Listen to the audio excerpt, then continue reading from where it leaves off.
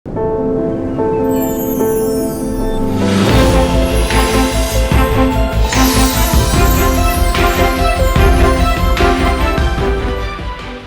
దివ్యవాణి ప్రేక్షకులారా, నీ సాక్షిగా కార్యక్రమ వీక్షకులారా, ఈ పవిత్రమైనటువంటి నీ సాక్షిగా కార్యక్రమమునకు మిమ్మల్ని అందరినీ కూడా సాదరముగా ఆహ్వానిస్తున్నాను.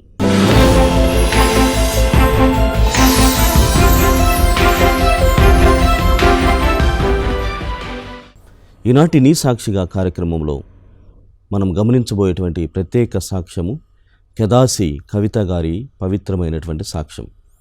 ఆనాడు ప్రభువైనటువంటి దేవుడు జక్కయ్యను చూచి పేరెత్తి పిలిచి, ఇదిగో నేను నిన్ను పిలుస్తున్నాను అని అనగానే క్రీస్తు ప్రభు యొక్క స్వరమును విని జక్కయ్య దిగివచ్చి ప్రభు పవిత్రమైనటువంటి శిష్యుడిగా మారుతూ ఉన్నాడు. అదేవిధంగా పాపపు కూబిలో ఉన్నటువంటి మగ్దలా మరియమ్మను మరియా అని పేరెత్తి పిలవగానే ఆమె తన గతమునంతా కూడా వదిలేసి ఆ ప్రభువుకు అనుసరిస్తూ మంచి సాక్షురాలు అవ్వగలిగింది. ఈనాటి కెదాసి కవిత గారి యొక్క సాక్ష్యము కూడా వారి తల్లి చాలా అయోమయమైనటువంటి పరిస్థితిలో ఉన్నప్పుడు, ఏమీ కానటువంటి స్థితిలో ఉన్నప్పుడు, నిరుత్సాహపడి నైరాశ్య స్థితిలో ఉన్నప్పుడు ప్రభువు యొక్క పవిత్రమైనటువంటి స్వరమును వింటూ ఉన్నది. ఆ స్వరమును విని ఆమె మారి తన కుటుంబాన్ని కాపాడుకొని కుటుంబం అంతా కూడా క్రీస్తు సేవలో ఉండేటట్లుగా చేయగలిగింది. ఈనాడు ఈ పవిత్రమైనటువంటి సాక్ష్యమునకు మిమ్మల్ని మాత్రమే కాకుండా మనతో పంచుకోవడానికి విచ్చేసినటువంటి కెదాసి పవిత్ర గారికి స్వాగతం పలుకుచున్నాను. అమ్మ, మీకు చాలా ధన్యవాదములు. మీరు ఆంధ్ర వల్ల లేకుంటే తెలంగాణ వల్ల? నేనైతే హైదరాబాద్ అండి. ఇక్కడే పుట్టారు? సైదాబాద్లో ఉంటారు. మీ డాడీ వాళ్ళు? నాన్నగారు ఇక్కడ హైదరాబాదే ఉన్నవారు, అమ్మగారు అయితే మెదక్ అన్నమాట. సో నాది అంతా ఇక్కడే, చిన్నప్పటి నుంచి ఇక్కడే. నేను చాలా దూరం మీ డాడీ ఇక్కడ, ఆమె అంత మెదక్. అది ఎలా కలిసినాయో? అంటే అప్పుడు సంబంధాలు చూసేవాళ్ళు, ఇట్లా వాళ్ళు పెద్దవాళ్ళు చూసి చేశారు. మీరు మ్యారీడ్ అమ్మా?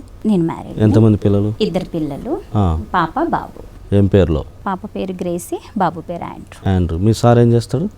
మా సార్ డ్రైవింగ్ చేస్తారు. ఓకే. ఆయన పేరు? కుమార్, బాలచంద్ర కుమార్. ఎక్కడి నుండి వాళ్ళు? తను ఆంధ్ర అనమాట, భీమవరము. సో మా వివాహము చర్చిలో కుదిరింది. సో ఆంధ్ర అబ్బాయి తెలంగాణ అమ్మాయి లాగా ఎట్లా కుదిరింది? ఆయన అక్కడ నుండి మీరు మీ డాడీ లాగానే ఎట్లా? ఇది కూడా సంబంధాలేనా? ఇది సార్ చర్చికి వెళ్ళే వాళ్ళము. సో వెళ్ళిన తర్వాత తిను కూడా చర్చికి వచ్చేవారు. చర్చికి వచ్చిన తర్వాత అక్కడ కలిశారు, దేవుడు కలిపారు మిమ్మల్ని, దేవుడు మిమ్మల్ని కలిపి. So it's like love marriage లాగా ఇద్దరిని చూసుకొని. ఎలా మరి మీరు ప్రపోజ్ చేసుకున్న తర్వాత మమ్మీ వాళ్ళని ఒప్పించారా ఎట్లా? అయితే ఒప్పించారు సార్. మా వారు ఫస్ట్ మా మమ్మీ వాళ్ళతో మాట్లాడారు. మాట్లాడిన తర్వాత మీ పెద్దవాళ్ళని తీసుకురండి అని అన్నారు. మీరు వెళ్ళి ఆయన చెప్పారు, వాళ్ళు వెళ్ళి ఆయన చెప్పారు. సో చెప్పిన తర్వాత తను వెళ్ళి నైటే ట్రైన్ ఎక్కేసి వాళ్ళ మమ్మీ వాళ్ళ నాన్నగారిని పెద్దవాళ్ళని తీసుకొని వచ్చారు ఇంటికి. అప్పుడు మాట కుదిరింది సార్. కుదిరిన తర్వాత ఇంకా సంఘ పెద్దలు కుదిరి మ్యారేజ్ చేశారు. ఓకే. అలా జరిగిపోయింది. సో ఇద్దరు, ఒక అమ్మాయి ఒక అబ్బాయి. మంచిగా ఏం చదువుతున్నారు? పాప 8th క్లాస్, బాబు 4th క్లాస్. సరే, చాలా సంతోషమైనటువంటి కుటుంబ విషయాలు మాకు తెలియజేశారు. మీరు మీ డాడీ అసలు ఊరు? సైదాబాద్. ఇక్కడ హైదరాబాద్. ఏం చేసేవాళ్ళు వాళ్ళు? తను ముందు మిలిటరీ జాబ్ చేసేవారు సార్. సో అప్పుడు చిన్న గొడవ, అంటే ఆ దేశానికి ఈ దేశానికి గొడవ రావడం వల్ల ఫైటింగ్ లో గన్ను ద్వారా పన్ను ఊడింది అనమాట, ఫైట్ చేసి. సో అది చూసిన మా తాతయ్య గారు మానిపించారు. ఇంటికి పెద్ద కొడుకు మా నాన్నగారు. సో మానిపించేశారు. మానిపించిన తర్వాత కానిస్టేబుల్ జాబ్ చేశారు. తర్వాత మిలిటరీకి సంబంధించిన అవన్నీ వస్తూ ఉంటాయి కదా సార్? అప్పుడే ఆగిపోయింది, పూర్తిగా వెళ్ళిపోయారు. ఇంకా ప్రాణ భయంతో మిలిటరీ వద్దు, యుద్ధాలు వద్దు, సైదాబాద్ పోలీస్ స్టేషన్ లో కానిస్టేబుల్ గా తర్వాత కంటిన్యూ చేశారు. సో మీరెంతమంది? నాకు 5 మంది అన్నయ్యలు సార్, ఒక్కొక్క తమ్ముడు, నేను ఒక అమ్మాయిని. ఓకే. 5 మంది అన్నయ్యలు, ఒక తమ్ముడు, నేను ఒక అమ్మాయి. ఓకే. 7 ఒక్కరే మీరు? అమ్మాయిని ఒక్కదాన్ని. చాలా అదృష్టవంతురాలు చెప్పుకోవచ్చా? సార్ అందరు బాగా చూసుకుంటారు? బాగా చూసుకుంటారు. అన్నయ్యలు అందరు ఇక్కడే ఉన్నారా? అందరు ఇక్కడ హైదరాబాద్లోనే ఉన్నారు. పెద్ద కుటుంబం. పెద్ద కుటుంబం.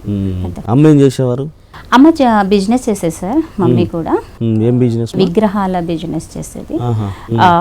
లైక్ శివుడి బొమ్మ, వినాయకుల బొమ్మలు, పెద్ద పెద్ద విగ్రహంలో మమ్మీ చేసేది.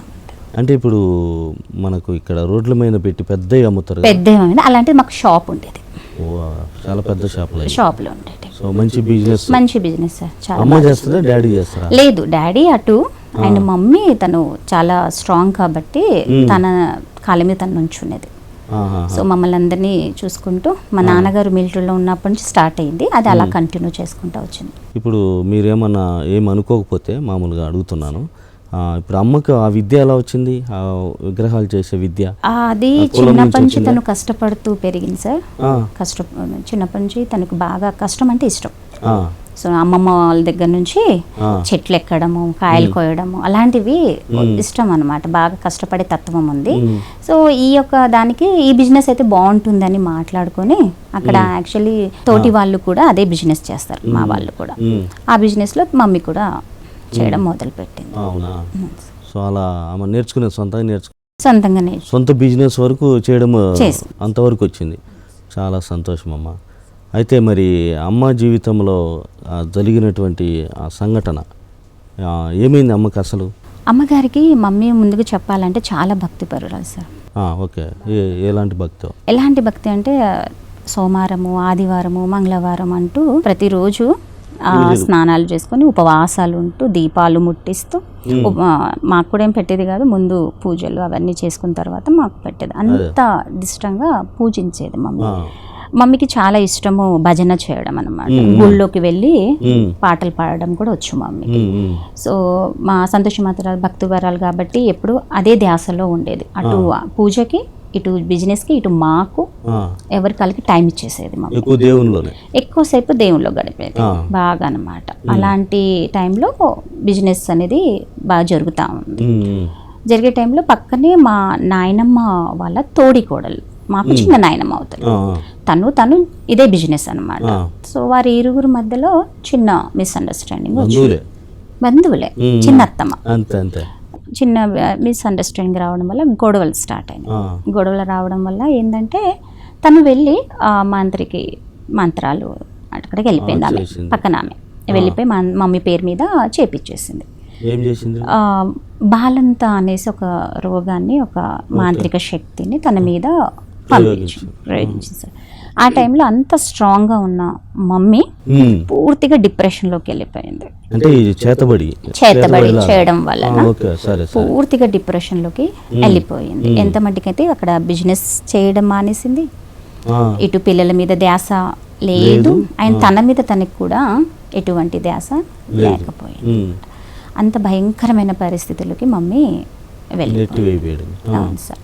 సో ఆ టైంలో చాలా ఇబ్బందులు పడ్డాము, చాలా అనమాట. ఇంకా మా నాన్నగారు అదే జాబ్ మానేశారు, మమ్మీ ఒక టెన్షన్స్, అండ్ మా తాతయ్య వద్దని చెప్పడము. ఇంకా కానిస్టేబుల్ చేసినా కూడా ఇంటి పరిస్థితి బాగలేదు కాబట్టి మా డాడీ అది కూడా మానేసి, డాడీ కూడా చాలా కష్టపడ్డాడు మమ్మీ కోసం, చాలా కష్టం. అండ్ మా దాంట్లో ఏం సార్ అంటే ఏదన్నా ఉంటే ఇలాంటివి హెల్త్ ఇష్యూస్ కానీ ఏదైనా ఇలాంటివి అయితే మా దాంట్లో బాగా పూజలు బాగా చేస్తారు. ఇంటి దేవతని పిలిపిస్తారు, ఒంటి మీద పూనకలు లాంటివి వచ్చి చెప్తాం. ఒంటి అంటే ఎవరైతే బాగాలేదు వాళ్ళకి పూనకం వస్తుంది. వాళ్ళకి సార్ దేవతలని వేరే కులంలో పెద్దవాళ్ళు ఉంటారు, ప్రత్యేకించబడిన వాళ్ళు ఉంటారు, వాళ్ళకి మట్టికే దేవతలు వస్తారు. వాళ్ళని పిలిపించారు. స్టార్టింగ్ పిలిపించినప్పుడు ఎందుకు ఇలా జరిగింది ఏంటి అని అన్నారు. అయితే వాళ్ళు అప్పుడు ఏం మాట్లాడలేదు. లేదులే ఈ శాంతి చేయండి, ఆ పూజ చేయండి అంటే మరి ఏం కావాలి అంటే కోళ్ళు ఇచ్చి పూజలు చేయమన్నారు. అది చేసాము, నో రిజల్ట్. నెక్స్ట్ మేకలు అడిగారు, అది ఇచ్చాము, శాంతి చేసాము, పూజలు చేసాము, ఏవేవో చేపించారు సార్, పూజలు అవన్నీ చేయించారు. అయినా మమ్మీకి ఎటువంటి బాగా అవ్వలేదు. హాస్పిటల్స్లో తిరిగాము ఫుల్గా, ఎక్కడ ఏమీ లేదు.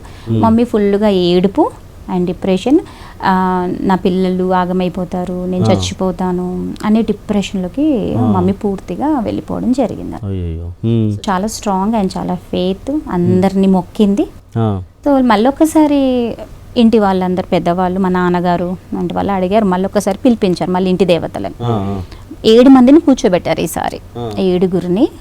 సో అందరిని పిలిపించి అడిపించాం, ఒక 7 మెంబర్స్ని కూర్చోబెట్టి ఇంట్లో అడిగాం, ఎందుకు ఇలా జరుగుతుంది, మీరు ఏం అడిగినా మేము ఇస్తున్నాం కదా, ఎందుకు ఏమైంది, ఇంకా ఎందుకు అమ్మాయి బాగుపడట్లేదు అని చెప్తే వాళ్ళు చివరికి ఒక మాట అన్నారు, మా చేతి జారిపోయింది, మా టైం లేదు ఇప్పుడు ఆమెని కాపాడుకునేదానికి, మాకు శక్తి లేదు, సరిపోవట్లేదు.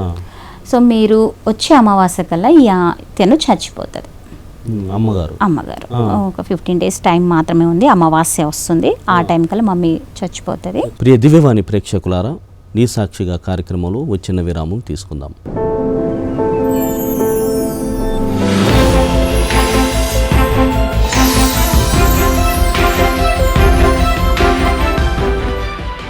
ప్రియ దివ్యవాణి ప్రేక్షకులారా, నీ సాక్షిగా కార్యక్రమ వీక్షకులారా, నీ సాక్షిగా కార్యక్రమమునకు పునఃస్వాగతం.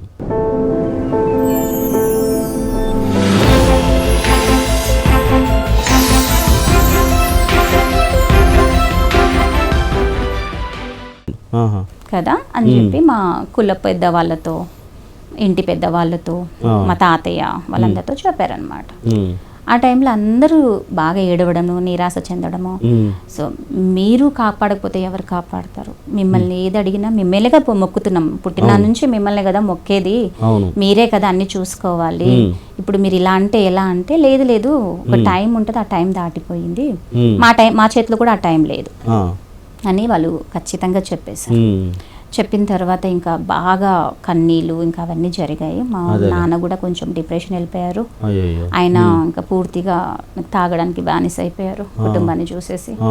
సో జూడం ఆడడం స్టార్ట్ చేశారు, వ్యసనాలకి అలవాటు అయిపోయాడు. మా మమ్మీ అలా అయిపోయింది. మేమందరము చాలా ఇది అంటే మమ్మల్ని మా బంధువులు తీసుకెళ్ళిపోయారు, మా అబ్బాయిలు కాబట్టి మా బంధువులు ఒక్కొక్కరిని తీసుకుని వెళ్ళిపోయారు. సో ఆ టైంలో చాలా ఇబ్బంది, చాలా ఏడుపు. ఆ బిజినెస్ చేసేటప్పుడు తెలిసిన ఒక ఆవిడ, అంటే తెలిసిందంటే మరి చూసుకుంటూ వెళ్ళేది, చూసుకుంటూ వచ్చేది, అలాంటి ఒక మనిషి మా మమ్మీ కనిపించకపోయేసరికి, ఏంది ఇక్కడ ఒక ఆమె ఉండేది కదా బాగా పలకరించేది, లేదు కనిపించట్లేదని ఆమెనే ఇంటికి వచ్చింది.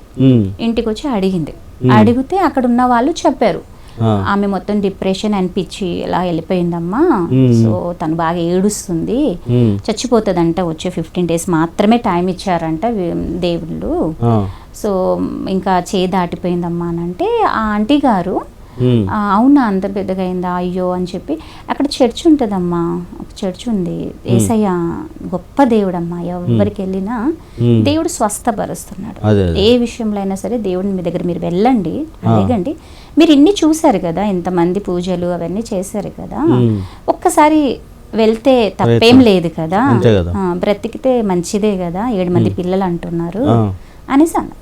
అంటే వాళ్ళు ఏమన్నారంటే, మా మమ్మీ ముందే మాట్లాడుకుంటున్నారు ఆ విషయాన్ని, యేసుప్రభు అనే వర్డ్ మా మమ్మీకి బాగా చెవులో, అంటే ఆమె వచ్చి చెబుతుంటే వింటుంది, వినడం వల్ల తనకి ఆ శబ్దము ఒకలాగా శక్తి లాగా అనిపించిందంట, తను ఆ ఫీల్ అయిందంట. అక్కడ ఉన్న వాళ్ళు ఏం చెప్పారంటే, లేదు ఆయన మా దేవుడు కాదు, మేమెట్లా పోతాము, అసలు పంపించేదే లేదు, చచ్చిపోయినా చచ్చిపోవాలి కానీ మేం పంపించము, అదేంటమ్మా నువ్వు మాట్లాడుతున్నా వెళ్ళి అనేసి ఆమెని పంపించిన ఆ వర్డ్ విన్న మా మమ్మీ కొంచెము దేవుడు కృప చూపించారు ఆ టైంలో. సో ఏమనిందంటే, అప్పటిదాకా చచ్చిపోతాను నేను, ఇంకా నా పని అయిపోయింది అనే మమ్మీ గారు వెంటనే నేను బ్రతకాలి అనే ఆశ తనలో కలిగింది. నేను ఎలాగైనా నేను బ్రతుకుతాను నమ్మింది, ఆ వర్డ్ని నమ్మింది తను. అంటే అందరు అన్నారు కదా, మా దేవుళ్ళే కాపాడలేకపోయారు, ఎంతమంది దేవతలు ఉన్నారు, మా ఇంటి మహంకాళి ఉంది, ఎంతో మంది చేసుకుంటాం కదా మేమన్ని పూజలు, మాకు ఉన్నారులే, ఏం కాదులే వెళ్ళండి. మమ్మీ అది ఆలోచించింది జస్ట్ ఒక్క నిమిషము, అరే ఇన్ని చేశాను కదా, ఎవరు ఏం అనట్లేదు, చచ్చిపోరా అంటున్నారు, సరే అది చచ్చిపోవడం ఏదో ఆ చర్చిలో వెళ్ళి చచ్చిపోతా అని ఒక ఆలోచన తనకు కలిగిందంట. కలిగింది ఆ టైంలో కలిగినప్పుడు తను వెంటనే అక్కడ ఉన్న వాళ్ళందరినీ కన్నీటితో వాళ్ళని బ్రతిమాలుకుంది. ఎవరంటే కుల పెద్దవాళ్ళు ఉంటారు, ఏంటి వాళ్ళు ఉంటారు పెద్దవాళ్ళు అందరూ. సో అందులో మా నాన్నగారు అదే ఫాలో చేస్తారు కాబట్టి ఎవరు వచ్చినా మా నాన్న దగ్గరికి రావాలి, పూజలకి పునస్కారాలకి. సో అలాంటి అంటే మీ నాన్న కూడా చేస్తారు, మా నాన్న కూడా పూజలు అవన్నీ చేస్తారు అనమాట. అలాంటిది వాళ్ళు ఒప్పుకోవట్లేదు. మా మమ్మీ బ్రతిమాలినా సరే. ఓ రకంగా మీ నాన్నగారు కుల పెద్ద, సో అలాంటి కుల పెద్ద ఇంటి నుంచే బయటికి పోవడం అనేది చాలా అవమానకరము, ఇబ్బందికరము. అది చాలా చాలా సార్. ఎన్నో మాటలు, ఎన్నో చస్తే సావు, ఏముంది నువ్వు అక్కడ వెళ్ళి బ్రతికి ఏం చేస్తావు అని, చస్తే సావు మీకు బొంద చేసేస్తాము, మీ పిల్లలు మేము చూసుకుంటాంలే అని. అమ్మంది ఒక పూట చూసుకుంటారేమమ్మా, నా ప్రేమ మీరు అందించలేరు కదా, ఒక్కసారి పంపించండి అని బ్రతిమాలుకుంటాం. చాలా ఏడుస్తూ బ్రతిమాలుకుంటాం. ఇంకా చివరికి దేవుడు వాళ్ళ హృదయాలను కొంచెం కదిలించారు. అసలు ఒప్పుకోలేరు, బట్ దేవుడు కృప చూపించారు. సరే సస్తే సావు అక్కడే, ఇంకా నీకు మాకు ఎటువంటి సంబంధము లేదు అని చెప్పి దూరం నుంచి వదిలిపెట్టేశారు అమ్మని. సో కులం నుంచి కూడా తీసేసేసారు, వెంటనే తీసేశారు మమ్మీకి. సో మమ్మీ వెళ్ళింది, చర్చిలో అయ్యగారు అమ్మగారు ఉన్నారు. ఆ టైంలో వెళ్ళింది. అక్కడ ఏం చెప్పాలో తనకేం అర్థం కాలేదు. నన్ను కాపాడండి, నా పిల్లలు ఉన్నారని ఒక 2 words అంది. అన్న తర్వాత వాళ్ళు ప్రార్థన చేశారు. ప్రార్థన చేసి అమ్మ నువ్వు కూడా యేసయ్య దేవుడు అని ఒప్పుకో, వెంటనే స్వస్థత వస్తుంది, నీది ఏదైనా ఉంటే ఒప్పుకొని క్షమాపణ అడగమ్మా అని అంటే, ఎలా ఒప్పుకోవాలి ఏంటి అని అంటే, మీ నాన్నతో ఎలా మాట్లాడతావు, జస్ట్ అలా మాట్లాడమ్మా చాలు అంతే. సో మా లాంగ్వేజ్లోనే మమ్మీ మాట్లాడింది. మా లాంగ్వేజ్లో నా డాడీకి బా అంటాం, బా. సో బా అని చెప్పి దేవునితో మాట్లాడింది. నన్ను క్షమించండి బా, ఏదైనా తప్పు చేస్తే నన్ను రక్షించండి, మీరు రక్షిస్తే నేను నీ బిడ్డగా ఉండిపోతాను, సాక్షిగా ఉండిపోతాను అని చెప్పి అప్పుడే నిర్ణయం తీసుకున్నది. మొక్కిన వెంటనే మరో 2 నిమిషంలోనే తనలో నుంచి ఒక బ్లాక్ లాంటిది, ఒక చెప్పలేని ఒక నీడ వంటిది పెద్దది, ఒక మహాశక్తి ఏదో తన మీద నుంచి పారిపోవడము తను స్వయంగా చూసింది. వెంటనే సైతాను వెళ్ళిపోవడము తను చూసింది. చూసిన వెంటనే ఒకలాంటి వెలుతురు తన మీద రావడము, అప్పుడు హృదయంలో సంతోషము, సమాధానం, పీస్. అప్పటిదాకా కన్నీళ్ళున్నా ఈవెన్ 8 months అట్లా జరిగింది. నెమ్మది కలిగింది, అప్పుడు వెంటనే నెమ్మది కలిగింది, శాంతి కలిగింది. అప్పుడు మళ్ళీ స్ట్రాంగ్ అయిపోయింది. మరి నా పిల్లలేరి, నా సంసారం ఏది వెతుకుతుంది. ఇంకా వెంటనే తనకి తన ఒక ధ్యాస వచ్చేసింది. సో అప్పుడు దేవుణ్ణి నమ్ముకుంది సార్ మమ్మీ. ఇంకా కులపులు చాలా మంది అన్నారు, ఓకే అయిపోయింది కదా, ఏదో మొక్కావు అయిపోయింది, పని అయిపోయింది, ఇంకా నువ్వు ఆ టైం వెళ్ళొద్దు అంటే మమ్మీ ఒకటే అంది, నన్ను బ్రతికించిన వాడు నాకు దేవుడు, నాకు నా వల్ల కాదు, టైం అయిపోయింది అనే వాళ్ళకి నేను ఎలా మొక్కుతాను, ఇది నా విషయంలో జరిగింది, రేపు నా పిల్లల విషయంలో జరిగినా కూడా హామీ ఎవరు ఇవ్వరు కదా అని చెప్పి కుల పెద్దవాళ్ళతో అందరితో మాట్లాడింది. అమ్మ తీసేశారు అమ్మ. మమ్మీ ఇంకా అటువైపు వెళ్ళింది లేదు, పూజలు చేసింది లేదు, ఏం లేదు సార్. మమ్మల్ని కూడా మమ్మీ హెబ్రోన్ చర్చ్కి వెళ్ళే వాళ్ళము.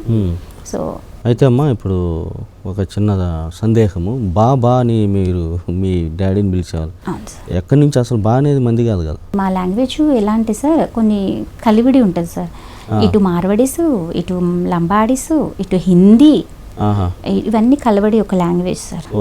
యాక్చువల్లీ మమ్మల్ని పార్దీ అంటారు, మా తెగ తెగ నుంచి మేము వచ్చి గుజరాతీస్ ఆ లాంగ్వేజెస్. అయితే దీనికి ముందుగా డాడీ కుల పెద్ద కాబట్టి ఆయనకు కూడా అంత ఇబ్బందికరమైన పరిస్థితి. మరి ఆ రోజు మమ్మీ ఆ చర్చికి వెళ్ళినప్పుడు డాడీ ఉన్నారా మమ్మీతో? లేదు సార్, లేరు, ఒకతే. ఇంకా మమ్మీ విశ్వాసం ఆల్మోస్ట్ డాడీ కూడా వదిలేసినట్లే. అంటే తను ఆల్రెడీ డ్రింకింగ్ కి అలవాటు అయిపోయారు, అండ్ ఇంకా అన్నిటికీ వ్యసనాలు, జూదం ఇవన్నీ ఉన్నాయి. సో ఏమైతే అయినది కూడా ఆయన పెద్ద ఏమీ లేదు సార్. మమ్మీ పోరాడింది.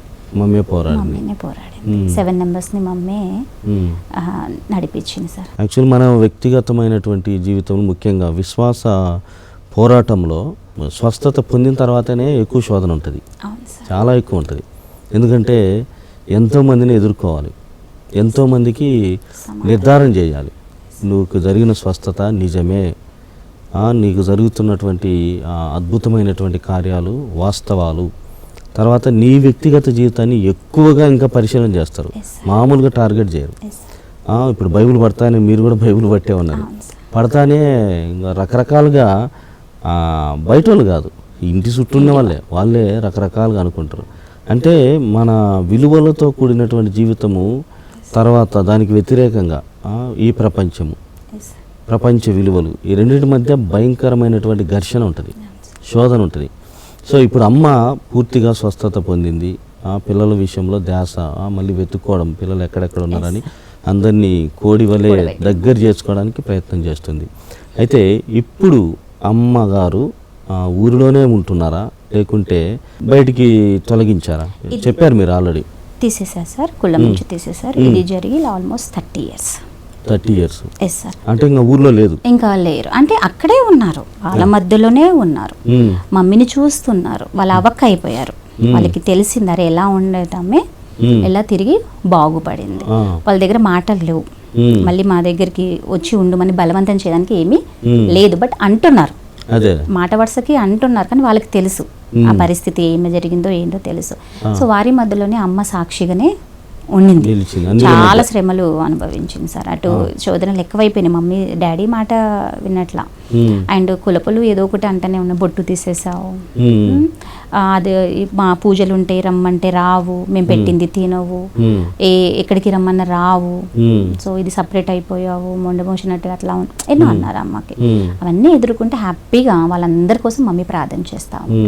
తన సాక్ష్యాన్ని ప్రతిరోజు ఎవరికొకరికి చెప్తానే ఉంది సార్, కన్నీళ్ళతో చెప్పేది, నన్ను రక్షించిన దేవుడు మిమ్మల్ని కూడా రక్షిస్తాడని. ఇలా తన జీవితాన్ని కొనసాగించింది. వాళ్ళు 15 days టైం ఇచ్చారు మమ్మీ ఆయుష్ని. దేవతలందరూ దేవుని నమ్ముకున్న తర్వాత మమ్మీ 30 years దాకా ఆయుష్. సో తను ముసలమ్మ, దేవుని పిలుపు అందుకుంది. ఇప్పుడు మా మ్యారేజ్లు అయిపోయింది, మనమరాలని చూసింది, అందరిని చూసిన తర్వాత అప్పుడు దేవుడి పిలుపు అందుకున్నది. సంతోషంగా చాలా. అయితే మీరు అమ్మకి ఇది జరుగుతున్నటువంటి సమయంలో మీ వయసు ఎంత అప్పుడు? సార్ నాకు 8 years and 9 years ఉండొచ్చు నేను, అంతే, చిన్న పాప. బట్ ఆ సిచ్యువేషన్ తను చెప్పే కన్నీటి నాకు అర్థమైంది సార్, ఆ సిచ్యువేషన్ ఎలా ఉండేది. ప్రతిదీ తను చాలా బాధకరం, చాలా వేదన. ఎందుకంటే తనకి అన్నం పెట్టేవాళ్ళు, ఇంటి బయట అన్నం పెట్టేవాళ్ళు. తను ఆ డిప్రెషన్లో, ఆ టైంలో తను తినేది, కుక్క కూడా అదే పత్రికలో తినేది, ఆ ఇస్తరాకులోనే తినేది. తనకి ఏమాత్రం తెలియదు దాన్ని ఎలగొట్టాలన్నా, దాన్ని ఏం చేయాలి, అటువంటి సిచ్యువేషన్లో అమ్మ వచ్చేసింది. అలానే మళ్ళీ ఈ గల్లీ ఆ గల్లీ వెళ్ళిపోయేది. తనకి తన ఇల్లు అనేది గుర్తు లేదు, అంత డిప్రెషన్లోకి వెళ్ళిపోయింది. మేము వెళ్ళే వాళ్ళము, మా మమ్మీ అనుకుంటే ఏడ్చుకుంటాం, మేము లాక్కొచ్చేవాళ్ళం. అవన్నీ తెలుసు సార్, అవన్నీ చూసాం, మాకు బాగా గుర్తు. అయితే అమ్మా ఇంకొక విషయం ఏంటంటే, మీరు 6 మంది అబ్బాయిలు, మీరు ఒక్కరే అమ్మాయి. సో ఇప్పుడు అమ్మకి తర్వాత పాప సంబంధం అనేటువంటి చాలా అవసరం. మీరు 7-8 వయసులో అంటే ఆమెతోనే ఉంటేనే నువ్వు సరిగా పెరగడానికి అవకాశం ఉంటుంది. అప్పుడు అమ్మను మిస్ అయినట్లు నీకేమీ అనిపించలేదు? యాక్చువల్లీ చాలా బాధేసేది సార్, చాలా బాధ. నీతో ఏదైనా చెప్పుకునే నీతో ఉంటుంది, నువ్వు అమ్మతో ఉండేది బాగుంది. అంటే కుల పెద్దలు వచ్చారు, నువ్వు ఒక్కదానివే వెళ్ళిపో, ఓకే, అమ్మకి చర్చికి, పిల్లల్ని ఎవరిని తీసుకెళ్ళడానికి వెళ్ళలేదు. అన్నయ్యలను కానీ పిల్లలను కానీ పెళ్ళిళ్ళు కూడా మా దగ్గరే జరగాలి, ఇంకా నీ ఒక్కదిని మాకు వేరు, కానీ ఈ ఫ్యామిలీ పిల్లలంతా మా కులంలోనే ఉండాలి, మా వాళ్ళని పూజించాలి అని చెప్పారు. అయితే సార్ అమ్మ అనేది, నేను ప్రార్థన చేస్తాను, దేవుడు తప్పకుండా మా బిడ్డల హృదయాలని మారుస్తాను, నేనేం బలవంతం ప్రార్థించే నా శక్తి అది, దేవుడు తప్పకుండా మారుస్తాడు. అండ్ నెక్స్ట్ ఏమన్నారంటే, మా మమ్మీ ఏం చేసేదంటే, మేము ఇక్కడ పూజించేసిన తను మాకేముండేదంటే, తను కలిపి ముద్దలు పెట్టాలి మాకు అని ఉండేది. సో మమ్మీ ఏంటంటే, మమ్మీ భయపడేది, వీళ్ళు ఎక్కడైనా వెళ్ళి పూజలు చేసుకొని వచ్చి తింటారేమో, వాళ్ళ ఎంగిల్ నేను తినాల్సింది వస్తుంది, అదొకటి కొంచెం మమ్మీ ఉండేది సార్. సో మమ్మీ చాలా భక్తిపరురాలుగా ఉండేది. ఎప్పుడైతే దేవుడు దేవుని ఆ అమ్మని ముట్టాడో పూర్తిగా దేవుని యొక్క సేవకు మమ్మీ వచ్చేసింది సార్. మళ్ళీ బిజినెస్ మొదలు పెట్టింది, మళ్ళీ ఫ్యామిలీని చూసుకుంది, మమ్మల్ని అందరిని మళ్ళీ జత చేసింది. ఆ టైంలో సాక్ష్యం చెప్తుంది సార్, సాక్ష్యం చెప్పడం మొదలు పెట్టింది. ఇక ప్రతి చోటుకి వెళ్ళి యేసయ్య నన్ను చదువుకోలేదు, ఏం చదువుకోలేదు మమ్మీ, బట్ తన సాక్ష్యాన్ని తను చెప్పుకుంటా వచ్చింది. అయితే మా దగ్గర ఏంటంటే సార్ బాగా పూజలు అవన్నీ ఉంటాయి కదా, అండ్ మా పెద్దమ్మలు వాళ్ళందరూ ఎక్కువ భయంలో ఉండేవాళ్ళు కాదు. వాళ్ళకి ఇష్టం వచ్చిన పనులు లైక్ కొన్ని దొంగతనాలు లాంటివి అలాంటివి చేసేవాళ్ళు, అల్లుళ్ళు కొడుకులు అలా ఉన్నారనమాట.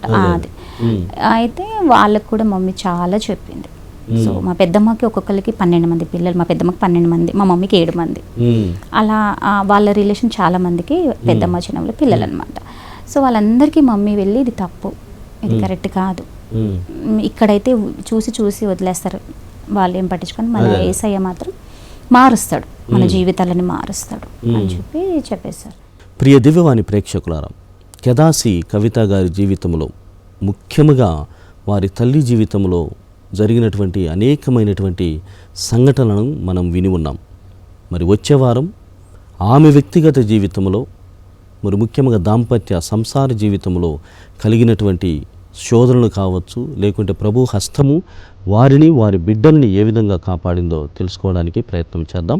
అప్పటి వరకు చూస్తూనే ఉండండి మీ దివ్యవాణి టీవీ ఛానల్.